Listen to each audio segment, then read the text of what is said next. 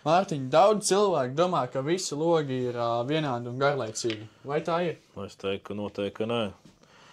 Kā jau mēs teicām, mūsdienās jau tā krāsu diapazons ir tik liels. Varbūt cilvēki šaubās, ka ir pieraduši pie zelta ozola, mahagonija un vēl dažiem toņiem. Es domāju, ka viens no grūtākajiem lēmumiem ir iegādājoties logu sakombinēt krāsas, it sevišķi, ja tā ir privāta māja. Es domāju, ka tas nav viegli. Jo mēs no klienta pieredzes, kad ierodās vīrs ar sievu pie mums uz izstāžu zāli, ka tās krāsas aizņem vienu no lielāko laiku ziņā izvēlēties tieši krāsas toņu. Bet arī, teiksim, profila izskats. Jā, teiksim, rekur. Pastamies uz šo ar tēvo flēbī, ka vērtne ir vienā plaknē ar rāmi.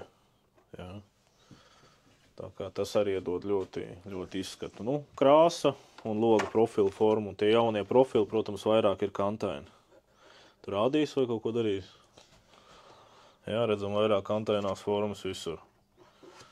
Jā, tā kā mūsdien tā tendence ir vairāk uz tiem interesantiem toņiem un uz kantainām formām. Noteikti. Tā kā jā.